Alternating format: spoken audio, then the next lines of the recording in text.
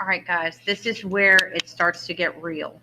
And factor by grouping is by far one of the most crucial factoring things that you have to be able to do when we are in the polynomial unit.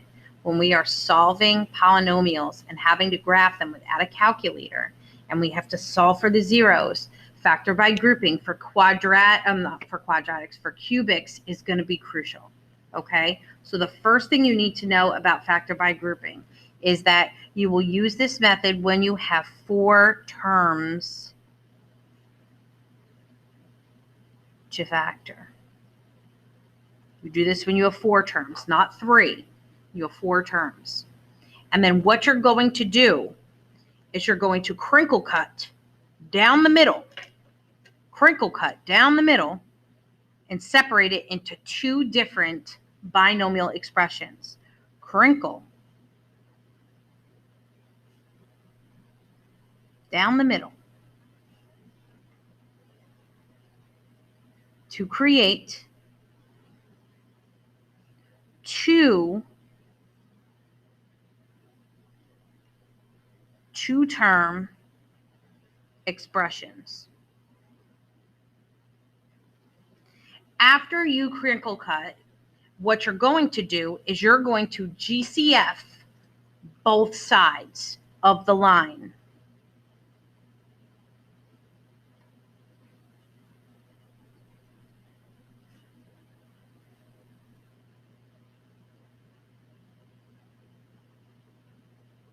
And when you do the GCF, what you should find is the stuff that's inside the parentheses is going to match, okay? The terms that are left over inside the parentheses on both sides are going to be the same.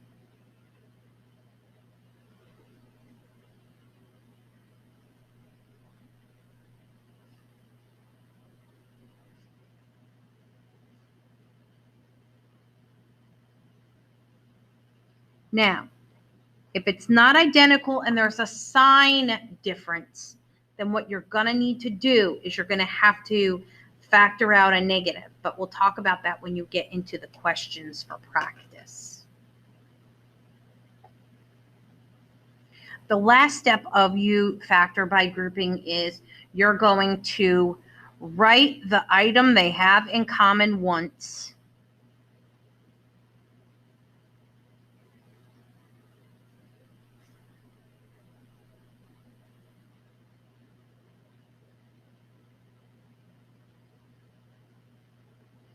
And then you're going to create another parenthesis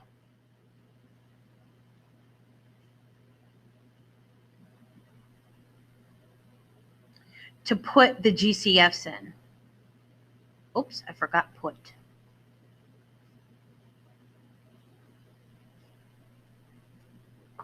And that will create your factor by grouping. I'm going to start you off with an easy one. This is a real elementary baby one, but we are going to work up to some pretty serious cubics, but I need to make sure that you understand what you're looking at. So this is an example of factor by grouping, and I'm going to know that because there's 4 terms to factor. So they give me 4 terms to begin. I'm going to crinkle cut down the middle to create 2 two-term expressions. So that means that I'm going to, right after the second term, before the symbol of the operation, right after that 5x, I'm going to make a little crinkle cut like this. Okay, that's the first step. Then what you're going to do is you're going to GCF both sides of your crinkle cut line. So I'm going to look only at this guy, x squared plus 5x, and I'm going to do the GCF. So for these 2 terms, they have in common an x. So I'm going to pull an x out, and what's left over in the parentheses, x squared divided by x is x, plus sign, 5x divided by x is 5. There's the first side. Then I'm going to GCF this side. And when I'm looking at these 2 terms, the GCF is y. They both have a y. And inside the parentheses, xy divided by y, those cancel, and you're left with x, plus sign, 5y divided by y is 5. And what should happen is the term that's left over in the parentheses, both sides will be identical. So we have an x plus 5 here, and an x plus 5 here. That means we did it right. And what we're going to do is we're going to write the item that's in common, the x plus 5. We're going to write that. This is like our final answer now. I'll just put an equals here. We're going to write that first. So I have x plus 5 that's in common. I'm going to write that once. And then I'm going to create another parenthesis to put the GCFs in. So when I write my other parenthesis, the first GCF is x. And the second GCF is y. And it's positive y. So I have to put a plus y here. And this is factored and this is complete. Okay, taking a look at example 2, just kind of a follow-up on the same kind of level as number 1, making sure that you're understanding this. Because this has 4 terms, the only thing we can do is factor by grouping. So we are going to crinkle cut down after the second term. We are going to GCF the left side of my line. What do these 2 terms have in common? They're going to have an x, in which case you're going to have x minus, and then xd divided by x is just d. We're going to GCF this side. These 2 both have a 7. So we're going to take a 7 out, and we're going to divide this and get x minus, divide this and get d. And you notice that these 2 have the same parenthesis. That's what we're looking for. It's got to be identical. So we're going to write our identical one first. You only have to write it once, one time. And then you're going to put the GCF terms in the other parenthesis. So it starts with x. And this is a plus 7. It's positive 7. And there is your factored term. Our next problem has a little twist to it. So I want to make sure that you're comfortable with this. This is xy plus 8x minus y squared minus 8y. And what we notice is that there are 4 terms, so we crinkle cut down the second one. Okay? You're going to GCF the left side of the line. When I GCF these 2 right here, these 2 have a common factor of x. And I'm going to get y plus 8. That's the GCF on the left side of the line. On the right side of the line, I need you to pay attention right here. I need this to be identical. How am I going to get this to say plus if there's 2 minus signs there? So in order for me to get a plus sign on the inside of the parentheses, I need to factor out a negative. So this, I'm going to take out a negative y. So if I take out the negative and I take out a y, there's only one y left. When I take out the negative and take out the y, I have a positive 8 left. Now they're the same. So sometimes in order to create my identical parentheses, I have to factor out a negative to make my signs match. And that's something you're going to see, especially when we're solving for zeros. That's coming up next. Now these 2 have a y plus 8 as their common factor. These have a y plus 8, so I write that once.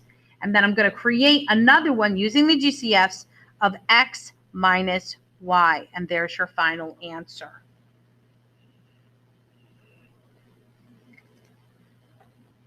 We're finally getting comfortable enough to start doing some problems like we'll see when we're solving equations for cubics. So this is a cubic equation. This is x to the third minus 9x plus 5x squared minus 45. Now we'll talk about this a little bit in depth. One of the things that we're going to want to do when you see a cubic where all the variables are the same, except they go from, we want to put them in standard form from highest to lowest. So we're going to start by rearranging this. There's still 4 terms, but we need to rearrange it so that it's in highest to lowest exponent. So that means that we're going to have x to the third, then plus 5x squared, then minus 9x, then minus 45. You always want to put these in standard form from highest to lowest exponent. Now that we have it in standard form, I'm going to crinkle cut. So I'm going to put this right down the middle.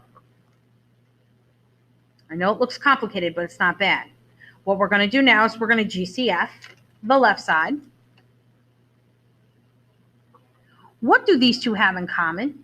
Well, they have x's. What's the lowest exponent x there is? X squared. Now, we're only looking at the left side. So x squared comes out. And what's left in the parentheses? X cubed divided by x squared is x. Plus sign. 5x squared divided by x squared is 5. Similarly, we're going to take a look at this side. Remember, we have a plus sign here. So to make this a plus sign, we're going to have to factor out a negative. So we're going to factor out a negative what? Well, 9 goes into 9 and 45. So negative 9x divided by negative 9 is just x. And negative 45 divided by negative 9 is positive 5. Now what we're going to do is, you see how they have x plus 5 in common? So we're going to write that once. And then we're going to write the GCFs as the other factor in order. So x squared minus 9. Uh-oh. Do you see it? Do you see it? What is this right here? Is that a difference of two perfect squares? It absolutely is. So this has one more step to it. I'm going to keep my x plus 5.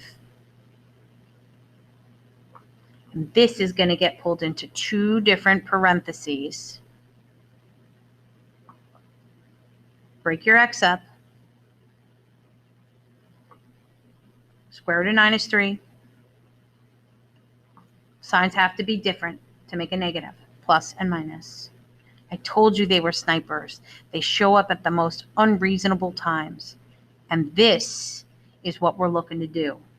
We're going to take a cubic and factor it and solve for its zeros. And this is a perfect example of what I'm looking for you to do at the end of this section today.